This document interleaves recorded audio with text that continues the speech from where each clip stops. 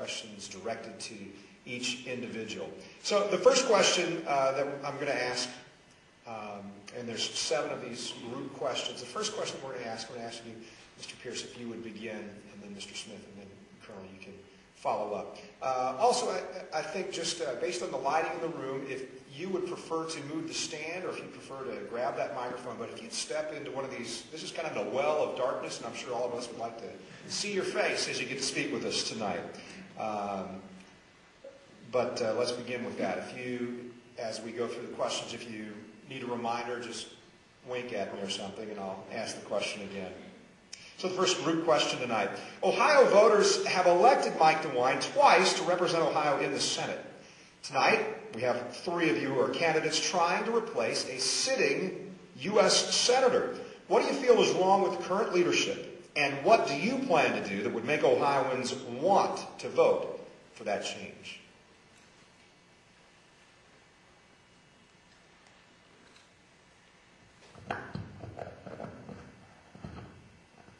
Rather than address specific issues of Mike Dewine, which I know have bothered a lot of folks, the Marriage Amendment Act, the on-war vote, certainly the filibuster vote with the Gang of 14. In general, let me say that I don't think that Mike Dewine is representing what we need, and that's the ability to provide oversight into federal regulations. And again, this is going to be a common thread, a common thought you're going to hear from me all night long, because it needs to be taken care of. Oversight is one of the critical aspects of our Congress, and they've abdicated that role. And in abdicating that role, they have allowed federal bureaucrats to understand that, which allows them to run free in the generation of new rules and regulations.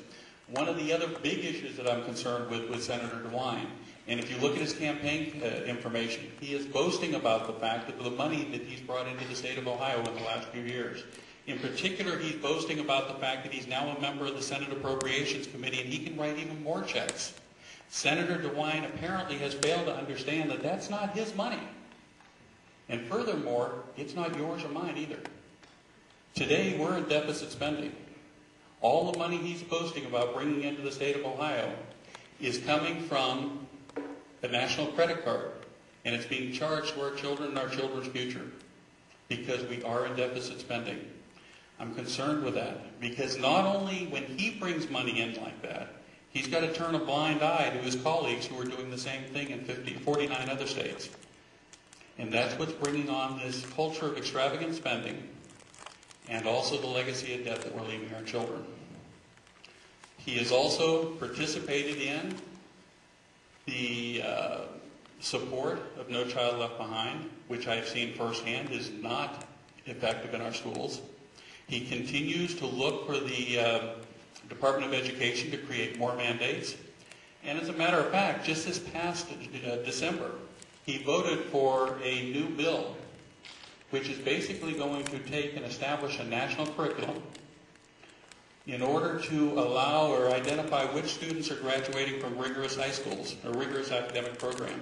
And in doing that, he's looking for the Department of Education to establish what is a rigorous program, and he's looking for the Department of Education to go travel through and evaluate the 18,000 high schools that we have in this country to decide whether they're meeting that or not. I personally am not willing to stand by and let a federal bureaucrat in Washington, D.C., who has not seen the inside of a classroom, except for the last 30 years when they were a student themselves, dictate what a 6th grade teacher is going to do here in Upper Arlington in teaching the course of science or in mathematics. And I hope that you'll back me on that. That bill has passed the Senate, but it has yet to pass the House, and it has not been signed by the President. And I hope I have an opportunity to talk a little bit more about it. I have a sheet over my table called a call to action, and it talks about that bill in more detail, and I ask you to help join me in fighting back against it. Thank you. Mr. Smith, what do you feel is wrong with the current leadership? What do you plan to do that would make Ohioans want to vote for that change? You know, Senator Dewine was sent to represent the Republican Party, the principles of the Republican Party. Less government, reduced spending, less regulations. That's what our party is. In December, we have a We have a budget reduction bill that comes before the Senate. $35 billion budget reduction bill. There are 2 Republicans that oppose that bill. There's a tie in the Senate. Vice President Cheney has to come home to break the tie. One of those 2 individuals is Senator Mike Dewine. To me, that's unacceptable. Republicans are about reducing spending. Second, we're in an energy crisis right now. Everybody, when you go to your pumps, you know. You put the pump in and you pay $50 to fill up your car. That didn't happen a few years back. To me, I don't understand. We need to develop our domestic oil resources. 3 times, Senator Mike Dewine has opposed drilling in Anwar. To me, that is unacceptable. We have to develop our natural oil resources. Third, the Gang of 14. Here he has an opportunity to send conservative judges to the bench, and he sides with the Democrats and joins this gang and lets the filibuster stand. To me, that's unacceptable. He should have stood up and provided some leadership and some courage and done the right thing. Fourth, the issue of the Second Amendment. Time and time again, Senator Mike Dewine continues to support increased regulations on our right to bear arms. That's what this Constitution is about. He's supposed to be supporting the Constitution, supporting our rights.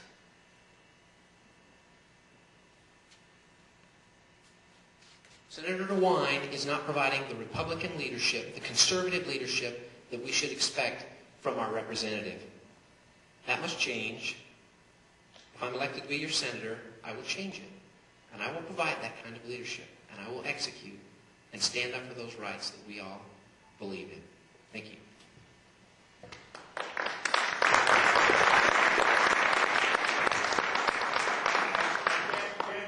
Yeah, thank you, Joe. You know, one form of insanity is that you expect different results, but you do the same thing. Now, since 1980, Ohio has lost 5 House seats. And if the current trends continue, we're going to lose 2 more when they do the census in 2010. You know, I think Ohioans have figured that out. And I think if Mike Dewine survives this primary, the Democrats going to win the election. They're going to get that seat in the November election. You know, our federal deficit is above $8 trillion now. And if you put that down into the local level, every time you wake up in the morning, every time your kids wake up in the morning, we're spending $4. Each one of us is spending $4 just to cover the interest on the national debt. Now, national security is important to me. I was in the Air Force for 22 years. I have a job supporting a contractor now, supporting the government now on a very important program at Wright-Patterson Air Force Base.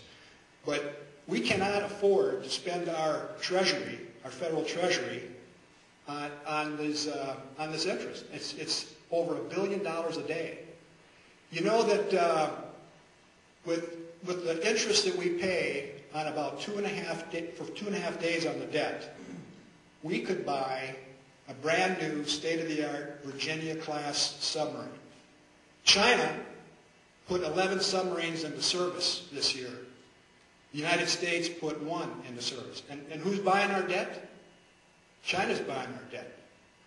And what are they doing with that debt? They're building up their military. We're sending the Chinese sensitive secrets. We're sending them our hard currency. We're sending them our jobs. And I'm a member of the American Legion. And the American Legion, they oppose permanent normal trade relations with China. But Mike Dewine voted for it. I mean, this guy's unbelievable. But I want to focus more on the November election. Yes, David and Bill and I are shining conservatives, no question. But we have to decide who can beat the Democrat. And you know what? Nobody's going to get to the primary or get to the general election unless they win the primary. And the only way that we can win the primary is if it's one-on-one against Senator Dewine. So we need to make a change, but we got to be practical. There's only one guy up here that's most qualified to win that seat in November, and I think it's me. Thank you much. Here's the second question tonight. Some say there are three major ticking time bombs facing society today. The first is the demographic time bomb that threatens to undermine the fiscal health of our nation, unsustainable entitlement programs. The second is the federal debt that currently stands at over $8 trillion, or over $27,000 per American. The third is out-of-control health care costs that are making it more and more difficult for employers and families to afford health care insurance. Which of the three do you feel is most pressing, and what would you propose to solve the situation? They're all pretty pressing. The welfare entitlement program in health care makes up about 25% of our budget. The looming debt, we spend on average in interest payments $350 billion a year on that expense. For me, I think it is about teaching personal responsibility. We need to bring that back into our country. And it's a hard thing, because if you're running for office, the people that you're representing, they want you to do something for them. They want you to give them something. And that mentality kind of needs to change in our country. And I believe it has changed. It's changing because people are beginning to recognize the criticality of the conditions that we're facing. You know, I guess I'll pick one. I'll focus on health care. We do not have the budget to provide health care for everybody in this country. We don't. Health care is expensive. Part of the reason health care is expensive is we've introduced government into health care. Government by nature is cumbersome, it's a monopoly, it is not efficient. And as soon as you introduce government into one part of our country as business, that business is going to get expensive real quick. So in addressing that health care issue, we have got to empower doctors. We've got to focus on the lawsuit issue. We need some tort reform. And then the prescription drug issue is another big thing. I'll just touch on that finally. I believe that it's a poor choice to institute government paying for prescription drugs. Because the government's not paying for it. We pay for it. It's coming out of our pocket. So the government doesn't pay for anything. We pay for it. The problem with the prescription drug price is this. Right now we are subsidizing the world's prescription drug program. By that I mean the same drug that costs $100 here costs $20 in Canada. Why? Because Canada has price controls. And so somehow we need to institute some legislation that says if you want to work in our free market society, then you've got to pay a free market price. We are not going to allow you to take our products at a price that we don't believe we should charge you for. They have to, if they want access to our free markets, they got to pay free market price.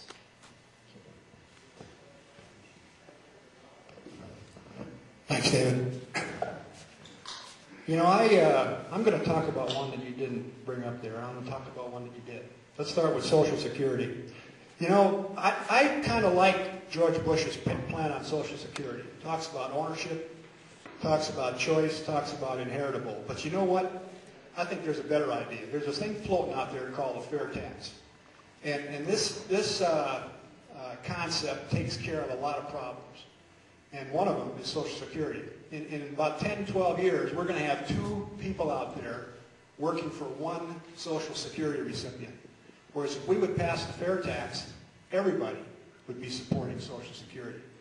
So I think that's one way we could address Social Security. And another point that you didn't mention were these free trade agreements. North American free trade agreements, Central American free trade agreements. And I'm one of the few Republicans that's opposed these for a long time. And I've done a lot of research on this. I wrote a report. In fact, I had a research assistantship right there in Mike Dewine's office back in 1997. And while I was there, I wrote a report called An Economic and Political Analysis of Fast Track and Trade Negotiation Authority. Fast Track Trade Negotiations and NAFTA. And my conclusions were, and of course a lot of other people conclude this as well, that they sold NAFTA based on two concepts. One was a rising tide lifts all boats. They said, well, we're going to move these industries over to Maquiladora there in the other side of the border in Mexico, and they're going to increase their standard of living, and everything's going to be all hunky-dory in Mexico. Well, guess what? These guys are coming up here north of the border in record numbers, about 3,000-4,000 a day, okay? So that's not the answer. And the other point that they tried to sell was that for every $1 billion of exports, there's 20,000 jobs created. But see, they don't talk about the trade deficits. We have record trade deficits every month, it seems. Our trade deficit with China doubled from 2003 to 2004. So these are the things that we need to address. And you know, Sherrod Brown's going to be talking this issue in November. He opposes these free trade deals. And you've got to have somebody running against him. We'll defang Sherrod Brown on trade if I'm your nominee. Thank you.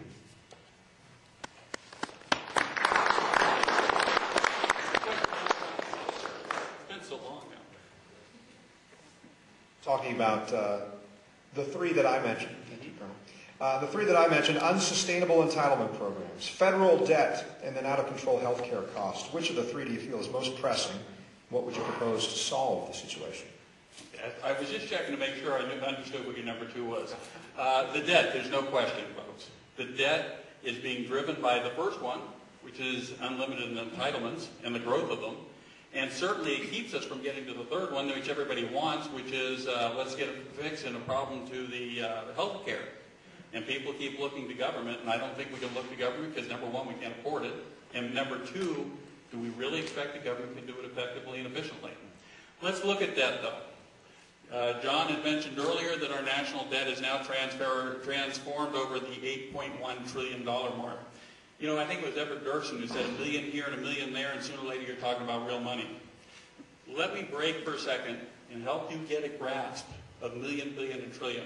Because we hear those numbers all the time, and I don't think even the folks in Washington understand what they are. To put it in simple terms, 1 million seconds ago, 11 and a half days.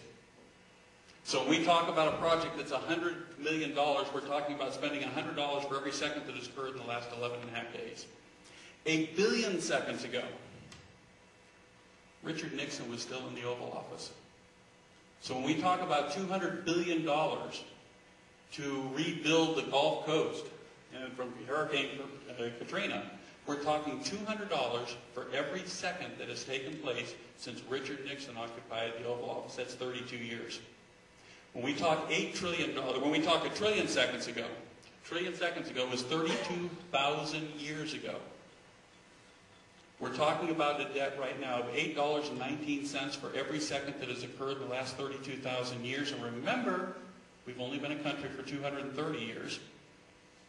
And we've only had a national debt for really about the last 40 or 50. What bothers me is this legacy of debt that we're leaving for our children. John is absolutely correct also in the fact that right now Communist China owns $448 billion of U.S. government paper. And that rate is increasing at a rate of 15% a year.